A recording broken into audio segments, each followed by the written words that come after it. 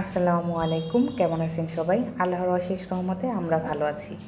এগুলোকে আমাদের এখানে বলে ফরমা পিঠা। এই পিঠায় আজকে আমি বানাবো। এর জন্য লাগবে ডিম, কালিজিরা, আটা বা ময়দা, চিনি, আর লাগবে চাউলের গুঁড়া, লিকুইড দুধ। দুধটা একটু জাল দিয়ে নিলে ভালো হয়। আমি এটারে এক ঢিস ভর্তি করে গোলাটা গুলবো, এর কারণে ডিমের পরিমাণ দিচ্ছি বেশি, 7-8টা। আপনারা যদি কম করে বানান তাহলে ডিমের পরিমাণ কমিয়ে দিবেন। আর চাউলের গুঁড়ার পরিমাণ, আটার পরিমাণ এরকম হবে। 1 কেজি যদি চাউলের গুঁড়া দেন, 1 কেজি আটা এরকম দিলেও সমস্যা নেই। আবার আটার পরিমাণ একটু বেশি দিলেও সমস্যা নাই, ময়দা দিয়েও বানানো যাবে। আর চিনির পরিমাণ যার যার টেস্ট অনুযায়ী দিবেন। মিষ্টি বেশি খেতে চাইলে বেশি দিবেন, আর যদি মনে করেন চিনির পরিমাণ মিঠাই একটু কম দিবেন তাহলে একটু চিনি কমিয়ে দিবেন। কালিজিরাও যার যার পছন্দ অনুযায়ী দিতে পারেন, কম বেশি। দিচ্ছি আটা। সব কিছু এখন মিশিয়ে নেব। চাউলের গুঁড়াও দিয়ে দিব, সামান্য একটু লবণও দিবেন। দুইটা সমান হলেও সমস্যা নাই। চাউলের গুঁড়া আর আটা কম বেশি হলেও সমস্যা নেই। লিকুইড দুধ দিয়ে দিচ্ছি। আর এই দুধগুলো কিন্তু আমি জাল দিয়ে নিয়েছিলাম, আয়াতকে খাওয়ানোর জন্য যে জাল দেওয়াই ছিল সেটাই দিয়ে দিলাম।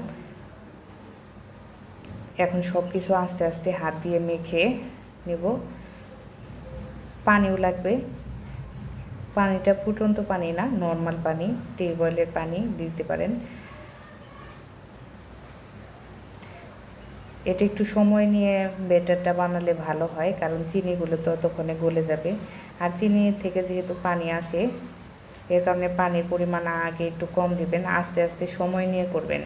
আর ব্যাটারটা ঠিক না হলে কিন্তু পিঠা উঠবে না। বেশি ঘন হলেও পিঠা হবে না, একেবারে পাতলা হলেও পিঠাটা হবে না। দেখে আপনাকে বুঝতে হবে যে এর ঘনত্বটা কেমন হবে। এই যে দেখেন, এটা কিন্তু ঘনই হয়েছে, আর একটু পাতলা করতে হবে। এত বেশি ঘন থাকলে কিন্তু যে ফর্মা দিয়ে পিঠাটা বানাবো সেটার সাথে লাগবে না, ছেড়ে যাবে। আর একটু পাতলা করতে হবে। এই যে তেলের মধ্যে ফর্মা দিয়ে এইভাবে কিছু সময় হিট করে নিতে হবে। দেখেন মাশাআল্লাহ কত সুন্দরভাবে লেগে গেছে। এই যে তেলে দিয়ে হালকা একটু সময় রেখে ঝাঁকে দিলেই পিঠাটা চলে আসবে। আর ফর্মাটা কিন্তু এই ব্যাটারে একবারে ডুবানো যাবে না। এই যে উপরে কালো অংশ দেখা যাচ্ছে, এরকম একটু খালি থাকতে হবে, না হয় উপরেও যদি লেগে যায় তাহলে এটা আর ছাড়বে না। এরকম ঝাঁকে দিলে লেগে থাকবে। অনেক সময় যদি হালকা একটু লেগেও যায়, আপনারা আরেকটা কাঠির সাহায্যে ওইটুকু ছাড়িয়ে দিবেন তাহলে হবে। যেহেতু ব্যাটারটা ঘন হয়েছিল তাই প্রথমকার কয়েকটা পিঠাই যে এরকম হয়েছে। দেখেন, কিন্তু পানি দেওয়ার ফলে হালকা একটু পাতলা করার পরে পিঠাগুলো আবার হচ্ছে মাশাআল্লাহ। এই যে ঘনত্বটা ঠিক এই যে এরকম হবে। আপনারা যদি ফার্স্ট টাইম বানান তাহলে কয়েকটা পিঠা নষ্ট হতে পারে, কারণ এই ব্যাটারটা ঠিক কীরকম ঘন হবে বা পাতলা হবে সেটা বুঝতে একটু সময় লাগবে।